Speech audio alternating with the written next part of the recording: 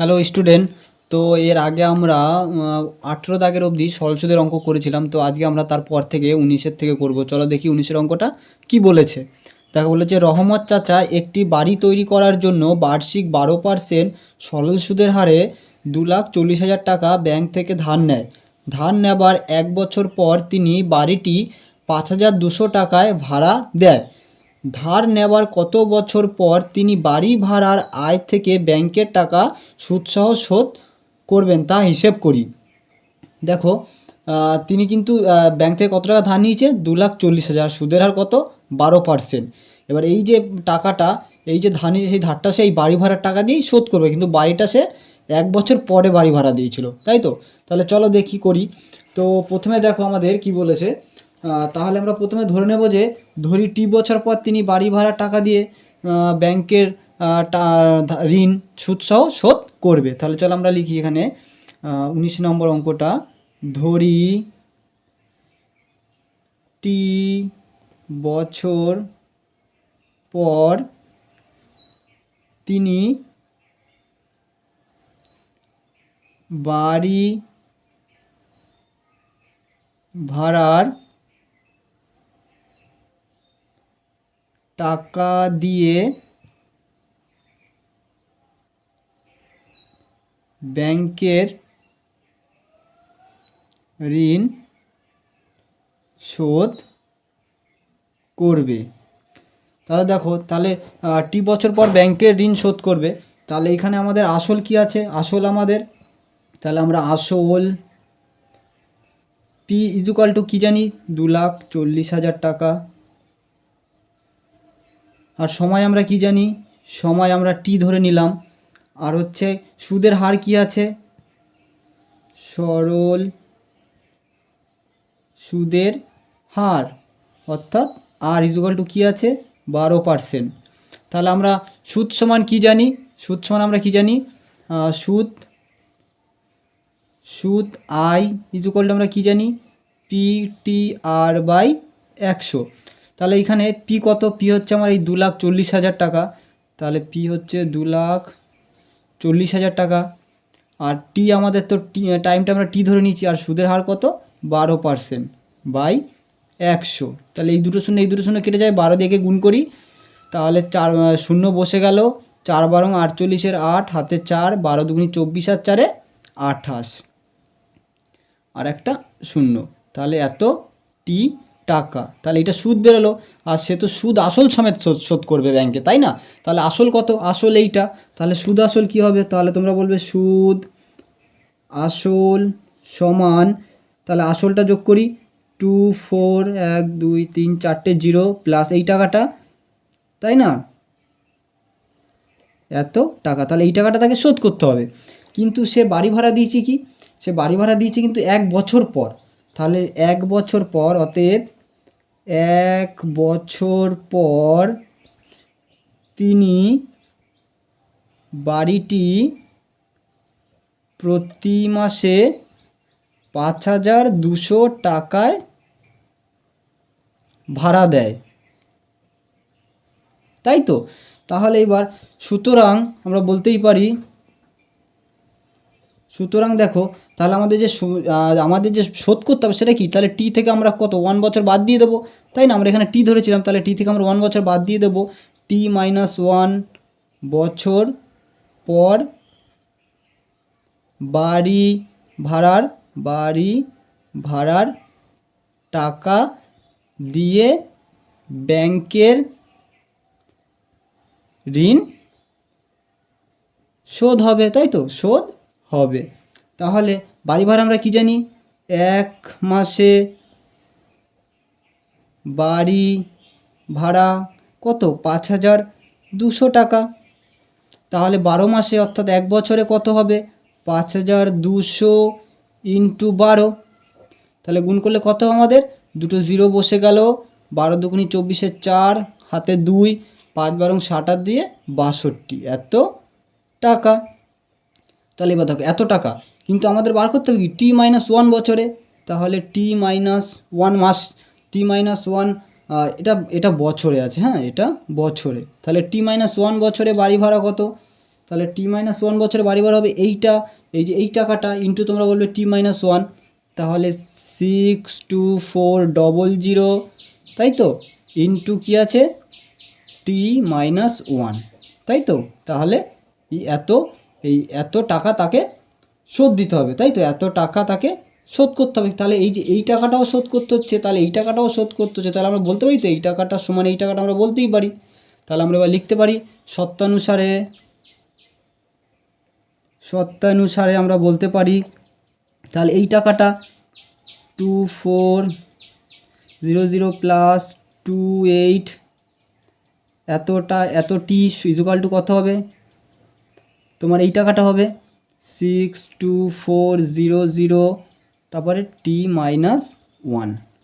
তাহলে দেখো এইটা যা রইল এটা দিয়ে আমরা গুণ করে ভিতরে ঢুকে যাই, তাহলে বা 24 প্লাস 28800 টি ইজুকাল টু, দেখো টি দিয়ে গুণ করলে কত হবে 62400 টি, মাইনাস একে দিয়ে গুণ করলে হবে এটাই হবে 62400।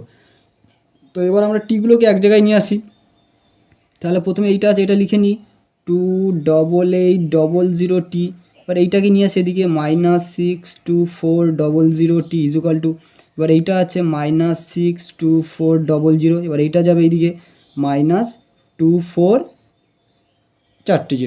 তাহলে এবার এইটা থেকে আমরা বাদ দিলে কত হয় দেখি, তাহলে আমরা এইটা থেকে যদি বাদ দিই দেখো, তাহলে দুটো জিরো হলো, 8 আছে কত হলে 14 হবে, 6 হাতে 1, 8 আর 1 9, 9 আছে কত হলে 12 হবে, 3 2 আর 1 3, 33600 টি।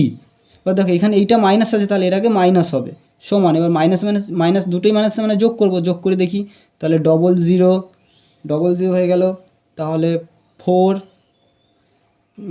হয়ে গেল, আর 2 আর 24 আর 6 30, তাই তো। তাহলে এইটা হলো, তাহলে এই মাইনাস কেটে যায়, তাহলে আমরা টি ইজুকাল টু কী বলতে পারি 3024000 বাই 33600। এই শূন্য কাটি, চলো 4 দিয়ে কাটি, 4 দিয়ে যদি নিচেরটা কাটি 4 9 36 বেশি হয়ে যায়, তাহলে 4 8 32, হাতে থাকছে 2, হাতে থাকছে 1, তাহলে 16, 4 4 16। আবার একে 4 দিয়ে কাটি, 4 7 28, 2 22, 4 5 20, 24, 4 6 24। আবার 4 দিয়ে কাটি, 4 2 8, 4 1 4। আবার আমরা একে 4 দিয়ে কাটি, 4 1 4, হাতে থাকছে 3 35, 4 8 32, 33 34 35, 4 32, হাতে থাকছে 3 36, 4 9 36। এবার একে দেখো 9 দিয়ে কেটে দিলে 9 1 9, 9 2 8, হাতে 9 বার, তাহলে টি ইজুকাল টু 9। তাহলে আমার উত্তর কী চেয়েছিল, উত্তর চেয়েছিল তিনি বাড়ি ভাড়ার আয় থেকে ব্যাংকের টাকা সুদসহ শোধ করবে তা হিসেব করি কত বছরে, তাই তো। তাহলে আমরা উত্তর লিখে নেব, তিনি 9 বছরে ব্যাংকের টাকা বাড়ি ভাড়ার থেকে সুদসহ শোধ করবে। ঠিক আছে, তোমরা এটা লিখে নেবে। চলো তারপরে নেক্সট আমরা দেখি 20 নম্বর অঙ্কটা কি বলেছে, চলো দেখি। চলো দেখো 20 নম্বরটা কি বলেছে, দেখো বলেছে রথিনবাবু 2 মেয়ের প্রত্যেকের জন্য ব্যাংকে এমনভাবে টাকা জমা রাখেন যাতে প্রত্যেক মেয়ের বয়স যখন 18 বছর হবে তখন তারা প্রত্যেককে এই 1,20,000 টাকা করে পাবে। আচ্ছা 2 মেয়ে, সেই মেয়ে একটা ছোট একটা বড় মেয়ে, তাদের নামে ব্যাংকে এমনভাবে টাকা রেখেছে যাতে 18 বছর, যখনই দুজনারই 18 বছর হবে তখনই প্রত্যেকেই একই টাকা পাবে। ব্যাংকের বার্ষিক সরল সুদের হার 10% এবং মেয়েদের বর্তমান বয়স 13 বছর আর একজনের 8 বছর। তিনি প্রত্যেক মেয়ের জন্য ব্যাংকে কত টাকা জমা রেখেছিলেন। চলো দেখি। দেখো এই ধরনের অঙ্ক থেকে ঘাবড়াবার কিছুই নেই, এই ধরনের অঙ্ক যত জটিলতা মনে করে তার রাস্তা তত সহজ। চলো দেখি এবার কী 20টা কীভাবে করা যায়, চলো দেখি। দেখো 20টা, দেখো তাহলে আমরা যদি ধরি বড় মেয়ের নামে x টাকা এবং ছোট মেয়ের নামে y টাকা ব্যাংকে জমা রেখেছিলেন। তাহলে বড় মেয়ের নামে এক্স টাকা আর ছোটো মেয়ের নামে ওয়াই টাকা রেখেছিল। ব্যাস, তুমি মূলধন পেয়ে গেছো। তাহলে এবার বড় মেয়ের ক্ষেত্রে আমরা যদি বার করি, বড় মেয়ের ক্ষেত্রে আমরা যদি করি, তাহলে বড় মেয়ের ক্ষেত্রে আসল কি হবে, আসল পি ইকুয়াল টু কী হবে, এক্স টাকা। আচ্ছা, তারপর হচ্ছে সময়। আচ্ছা, সময়টা দেখো, বড় মেয়ের বয়স কত, 13 বছর, সে কত বছর পয়সা পাবে, 18 বছর। তাহলে তার ব্যাংকে ক বছর টাকাটা থাকছে, সে পাবে 18 বছর বয়সে, কিন্তু এখন তার 13 বছর। তাহলে ইকুয়াল টু মাইনাস করলে 5 বছর। তাহলে 5 বছর তার টাকাটা ব্যাংকে থাকবে। আচ্ছা, সুদের হার, সুদের হার আর ইকুয়াল টু কত, প্রত্যেকের ক্ষেত্রেই 10% সুদের হার সেম আছে, তাহলে 10%। তাহলে আমরা সুদ কি জানি, আচ্ছা সুদ এই ক্ষেত্রে বড় মেয়ের ক্ষেত্রে একটা সুদ বেরোবে, ছোটো মেয়ের ক্ষেত্রে একটা সুদ বেরোবে। তাহলে এই বড় মেয়ের ক্ষেত্রে আমরা I1 ভাবছি। হ্যাঁ, তাহলে সুদ সমান কি হবে, পি টি আর বাই 100। তাহলে আমার পি কত, পি হচ্ছে আমার কত, এক্স টাকা, টাইম কত, 5 বছর, সুদের হার কত, 10/100। এখানে একটু কাটাকাটি করে নিই, দেখো এই শূন্য এই শূন্য কাটে, 5 একে 5, 5 দুগুণি 10, তাহলে x/2। তাহলে সে সুদ পাবে কত, x/2 টাকা সুদ পাবে। কিন্তু এখানে বলেছে কি দেখো, প্রত্যেক মেয়ে এত টাকা করে পাবে, সেটা কি সুদে আসলে, সুদে আসলে এত টাকা পাবে। তাহলে আমার আসল কত ছিল এখানে, এক্স টাকা, আর এটা সুদ, তাহলে আমার সুদ আসল কত হবে, তাহলে সুদ আসল ইকুয়াল টু কী হবে আমার, এক্স প্লাস x/2। তাহলে 2 লসাগু হবে, তাহলে এটা 2x প্লাস এক্স, অর্থাৎ 3x/2। তাহলে এটা আমার সুদ আসল বেরিয়ে গেল এত টাকা। আর আমাকে বলেছে কত টাকা পাবে, এই টাকাটা। তাহলে আমার এই টাকাটা ইকুয়াল টু এই টাকাটা আমি বলতেই পারি। তাহলে সত্যানুসারে আমি বলতে পারি কি, 3x/2 ইকুয়াল টু 1,20,000 টাকা হয়ে গেল। তাহলে 3x ইকুয়াল টু কী হবে, 1,20,000 into 2, x equal to 1,20,000 into 2/3। তাহলে 3 4 12, 1 2 3 4, তাহলে কত হলো, 4 দুগুণি 8, 8-এর পিঠে 4টে শূন্য, তাহলে কত হলো, 80,000 টাকা। তাহলে তোমরা লিখে নেবে, তিনি বড় মেয়ের নামে উত্তর বলে লিখে নেবে, তিনি বড় মেয়ের নামে 80,000 টাকা রেখেছিল। চলো এবার ছোটো মেয়ের ক্ষেত্রে কী করে দেখি, ছোটো মেয়ের ক্ষেত্রে দেখি, চলো আমি পাশে করছি, তোমরা নিচেই করে নেবে। তাহলে ছোটো মেয়ের ক্ষেত্রে, চলো ছোটো মেয়ের ক্ষেত্রে কি দেখি, ছোটো মেয়ের ক্ষেত্রে আমাদের আসল কি আছে, ওয়াই টাকা। তাহলে ছোটো মেয়ের ক্ষেত্রে আমাদের আসল পি ইকুয়াল টু ওয়াই টাকা। আর সময়, ছোটো মেয়ের বয়স কত ছিল, ছোটো মেয়ের বয়স কত ছিল দেখো, 8 বছর, তাই না, সে পাবে 18 বছরে। তাহলে 18 মাইনাস 8, অর্থাৎ 10 বছর তার টাকা, 10 বছর তার টাকাটা ব্যাংকে থাকবে। আর সুদের হার,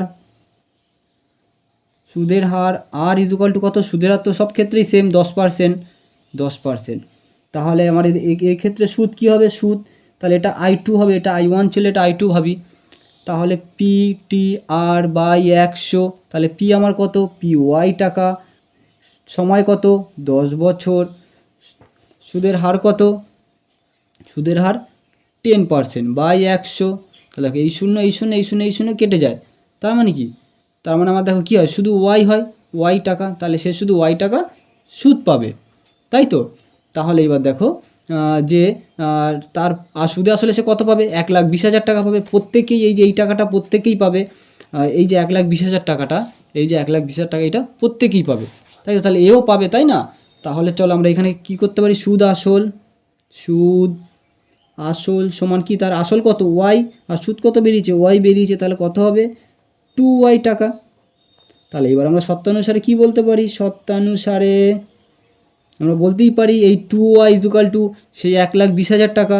তাহলে 2y ইকুয়াল টু কত, 1,20,000 টাকা, তাই তো। তাহলে y ইকুয়াল টু কী হবে, 1,20,000/2, 2 দিয়ে কাটলে 6 দুনা 12। তাহলে তিনি ছোটো মেয়ের নামে কত টাকা রেখেছিলেন, y ইকুয়াল টু 60,000, তাই তো। তাহলে তোমরা এখানে উত্তর লিখে নেবে, তিনি ছোটো মেয়ের নামে 60,000 টাকা রেখেছিলেন। দেখো তোমরা ভিডিওটা আস্তে আস্তে দেখো, বারবার দেখো, তাহলে তোমাদের কাছে ক্লিয়ার হয়ে যাবে। আচ্ছা চলো তারপর আমরা কিছু শর্ট প্রশ্ন কিছু আজকে দেখি। তো শর্ট প্রশ্ন চলো আমরা দেখি। দেখো শর্ট প্রশ্ন কী বলেছে, দেখো প্রথমটা 21-এর, চলো বলেছে বার্ষিক R% হার সরল সুদে পি টাকা টি বছরের সুদ আই টাকা হলে এর মধ্যে কোনটা ঠিক হবে। তাহলে দেখো 21-এর আমরা যদি এক একটা যদি করি, কি বলেছে দেখো, সুদের হার বার্ষিক সুদের হার কত, সুদের হার আমরা জানি কত, আর বলে দিয়েছে। তারপরে সুদ বলে সরল সুদে পি টাকা আসল বলে দিয়েছে। তারপরে সময় বলে দিয়েছে, সুদও বলে দিয়েছে, তাই তো। তাহলে কি হবে, তাহলে আমরা কি জানি, সুদ অর্থাৎ কি আই ইজুকাল টু কী জানি, মূলধন মানে পি, এখানে মূলধন পি আছে, ইন্টু সময় কত আছে টি আছে, ইন্টু সুদের হার কত আছে আর আছে, এটা বাই 100। তাহলে কি হলো, I is equal to P T R by 100। এবার কোনো যদি আমরা গুণ করি তাহলে কী হবে, এটা 100 I is equal to P T R, অর্থাৎ এইটা। তাহলে দেখো এটা কোথায় আছে, দেখো PT R is equal to 100 I, তাহলে অপশান সি হবে আমাদের রাইট অ্যান্সার। তারপর একটা চলো দুইয়েরটা দেখি কি বলেছে। তো দুইটা বলেছে কোনো মূলধন একটি নির্দিষ্ট সরল সুদের হারে 20 বছরে দ্বিগুণ হয়, একই সরল সুদের হারে ওই মূলধন 3 গুণ হবে কত বছরে। দেখো এইবার এইটা তোমরা একটু ভালো করে বুঝে নাও। দেখো পরীক্ষায় আমার এই অঙ্কটার জন্য থাকবে 1 নম্বর, তো এই অঙ্কটা তো আমি অত ডিটেলসে করতে যাব না, আমার শুধু উত্তরটাকে বার করতে হবে। তো উত্তরটাকে আমি কীভাবে বার করতে পারি, তো দেখো উত্তরটা আমরা আরও ইজিভাবে বার করতে পারি। সেটা কীভাবে, তুমি একটা সাধারণ জিনিস ভাবো, সরল সুদ মানে আমি এর আগে ভিডিওতে বলেছি, তোমরা দেখে নেবে। সরল সুদ মানে কি, সে 10% করে সুদ দেয়, মানে কি সে প্রত্যেক বছর 10% করেই সুদ দেবে। মনে করো তুমি ব্যাংকে 100 টাকা রাখলে, পরের বছর কত 10 টাকা দেবে, তাহলে তোমার কত হলো 110। কিন্তু তুমি যদি ভাবো এই 110-এর উপরে 10% দেবে, সেটা কিন্তু নয়, সে কিন্তু এই 100-র উপরেই 10% দিতে যাবে, তাই তো। তাহলে দেখো এখানে কি বলেছে, 20 বছরের দ্বিগুণ। আচ্ছা দ্বিগুণ মানে কি, আমি যদি ব্যাংকে 100 টাকা রাখি, আমাকে দ্বিগুণ মানে কি 200 টাকা ব্যাংক দিচ্ছে, ব্যাংকে আমি পাবো 200 টাকা, কিন্তু ব্যাংক আমাকে দিল কত, আমি তো ব্যাংকে 100 টাকা রেখেছিলাম, তাহলে এর মধ্যে তো আমার 100 টাকাটা আছে, তাহলে ব্যাংক তো আমাকে দিচ্ছে 100 টাকা, তাই না, ব্যাংক আমাকে দিচ্ছে 100 টাকা, বোঝা গেল। তাহলে দেখো বলছে 20 বছরে দ্বিগুণ হয়, তাহলে আমি তাহলে আমাকে 20 বছরে, এই 20 বছরে আমার কত হয়, দ্বিগুণ হয় মানে কত হয়, তাহলে তোমরা বলবে 100 টাকা হয়, কারণ ব্যাংকে যদি আমি 200 টাকা রেখে আসতাম, ব্যাংক আমাকে 100 টাকাই দিয়েছে, তাহলে 20 বছরে দ্বিগুণ হয় মানে 20 বছরে 100 টাকা হয়। এবার কি বলেছে, দেখো কি বলেছে, একই সরল সুদের হার একই আছে, কোনো প্রবলেম নেই। ওই মূলধন 3 গুণ, 3 গুণ মানে কত, আমি ব্যাংকের যদি 100 টাকা রাখি, আমাকে 3 গুণ মানে কি 300 টাকা ব্যাংকের থেকে আমি নিচ্ছি, কিন্তু ব্যাংক আমাকে অরিজিনালি দিচ্ছে কত, তোমার তো এর মধ্যে মূলধনটা আছে, এই 100 টাকাটা তো আছে, এই 100 বাদ দিলে তো হয় 200, তাই না। তাহলে ব্যাংক দিচ্ছে তোমাকে 200, তাহলে এরা বলেছে 3 গুণ, বলেছে 3 গুণ, তার মানে তোমাকে দেখতে হবে 100 টাকাটা 200 টাকা কখন হয়। তাহলে এই 100 টাকাটা 200 টাকা কখন হয়, তুমি বলে দেবে এর সাথে 2 গুণ করলেই হয়ে যায়, তাহলে এর সাথে যখন 2 গুণ করছি, এর সাথেও 2 গুণ করে দেবো, তাহলে 40 বছরে হবে 200 টাকা, তাহলে কত হলো 40 বছর, অপশান সি। দেখো ভালো করে একটু বোঝো, তাহলে আর কোনো প্রবলেমই হবে না। তারপর একটা দেখো কী বলেছে, এইটা দেখো আরও দারুণ মজাদার অঙ্ক। কোনো মূলধন 10 বছরে দ্বিগুণ, বার্ষিক সরল সুদের হার কত। খুব ইজিভাবে দেখো, ভালোভাবে বিষয়টা একবার বোঝো, তোমাদের কাছে কোনো প্রবলেমই হবে না। এই যত বড় বড় অঙ্ক দেখলে পিছন দিকে, প্রত্যেকটা অঙ্ক তুমি নিজে মুখে মুখে উত্তর বলে দিতে পারবে, তুমি যদি বিষয়গুলো বুঝতে পারো। দেখো 3-এরটা কী বলেছে, দেখো 3-এরটা বলেছে কোনো মূলধন 10 বছরে দ্বিগুণ, তাহলে আবার সেই 10 বছরে দ্বিগুণ মানে কি, দ্বিগুণ মানে 100 টাকা তুমি বলবে, কারণ দ্বিগুণ মানে তো 200 টাকা, কিন্তু তুমি বলবে 100 টাকা, কারণ তার মধ্যে আমাদের মূলধন 100 টাকা আছে, তাই সেটা আমরা ধরবো না, তাহলে 10 বছরে তুমি বলবে 100 টাকা পাওয়া যায়। এবার বলেছে বার্ষিক সুদের হার কত। দেখো সুদের হার মানে কি, সুদের হার মানে হচ্ছে, সুদের হার মনে করো আমি বললাম 5% সুদের হার, মানে এর মানে কি বোঝায়, 100 টাকা 1 বছরে 5 টাকা, তাই না। তাহলে সুদের হার চেয়েছে আমাকে, তার মানে কি বার করতে হবে, 100 টাকা 1 বছরে কত টাকা সুদ দেয়, এটাকেই আমার বার করতে হবে, তাহলে আমি সুদের হার পাবো। তাহলে আমি জানি কি 10 বছরে সুদ হয় কত, 100 টাকা, আমি মূলধন কত ধরে নিয়েছি 100 টাকা, তুমি বলবে আমি 100 টাকা মূলধন ধরেছি 10 বছর, আর বলছে দ্বিগুণ মানে 100 টাকাই হয়, তাই তো। তাহলে আমাকে বার করতে হবে কি সুদের হার, মানে কি 100 টাকা 1 বছরে কত সুদ, তাহলে এখানে তো 100 টাকা আছেই, আমাকে বছরটাকে 1 বানাতে হবে, বছরটাকে 1 বানাতে গেলে তুমি বলবে এর একটা শূন্য কেটে দিই, তাহলে এরও একটা শূন্য কাটবো, তাই না। তাহলে তাহলে হয়ে গেল না, 100 টাকা 1 বছরে 10 টাকা সুদ, মানে 10% সুদ। বুঝতে পারলে বিষয়টা, দেখো আরেকবার ভালো করে বলি, একটু ভালো করে বোঝো। এইটা মনে করো মূলধন,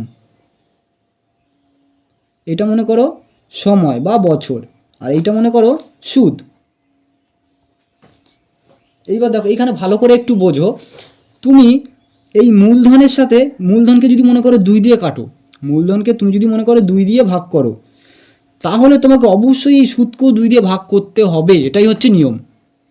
গেল, কিন্তু সময় মানে এই দুটোর মধ্যে, এই দুটোকে তুমি একই সাথে ভাগ করতে পারবে না, এই দুটোর মধ্যে যে কোনো একটা করতে হবে, সেটাকে তুমি যা দিয়ে ভাগ করো, গুণ করো, সেই জিনিস দিয়েই সুদকেও করতে হবে। আবার তুমি মনে করো পরের লাইনে মনে করো সময়কে আবার 2 দিয়ে ভাগ করলে, তাহলে তোমার সুদকেও আবার যা বেরোবে তাকে আবার 2 দিয়ে ভাগ করতে হবে।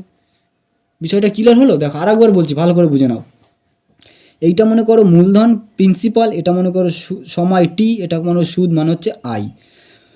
তুমি মনে করো তুমি মনে করো তোমার কাছে মনে করো এখানে 500 টাকা আছে, এখানে 500 টাকা আছে, এখানে মনে করো 2 বছর আছে, এখানে সুদের হার মনে করো 20 টাকা দিয়েছে। এবার তোমাকে সুদের হার চেয়েছে।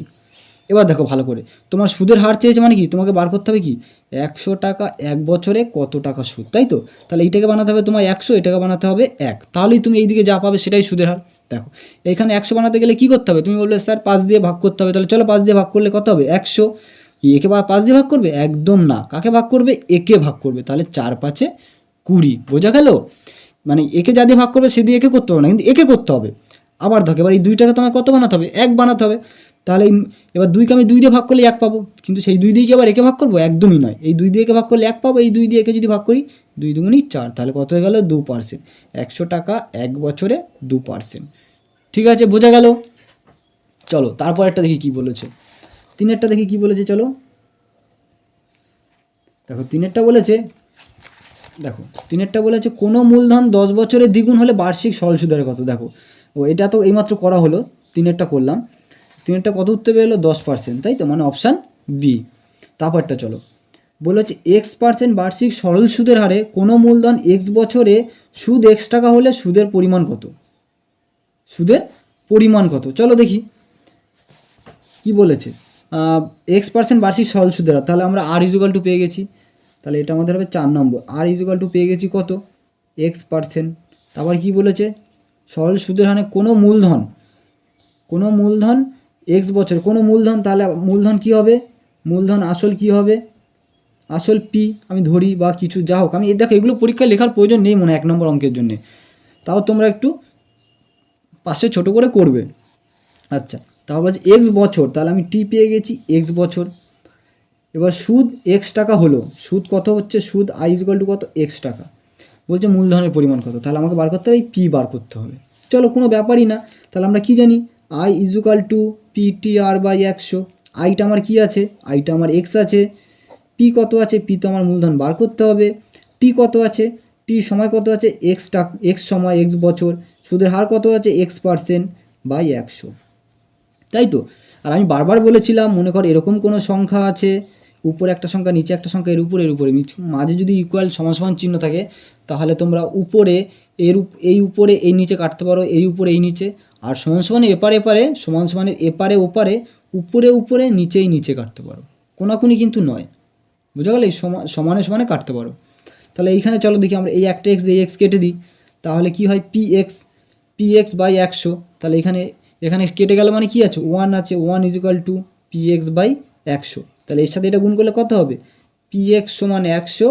তাহলে X সমান কি হবে, P সমান আমার মূলধন চেয়েছে, আমি P সমান বার করবো, P সমান 100/X। তাহলে P সমান আমার কত বললে 100/X, অর্থাৎ কত 100/X, অপশান সি উত্তর। তো এরপরে সরল সুদের যে বাকি অঙ্ক আছে সেগুলো পরের ভিডিওতে পুরো সরল সুদের চ্যাপ্টারটা ক্লিয়ার হয়ে যাবে, তারপর আমরা নতুন কোনো চ্যাপ্টার দিকে এগোবো। আর তোমাদের যদি কোনো প্রবলেম হয় সেগুলো তোমরা অবশ্যই কমেন্টে জানাবে।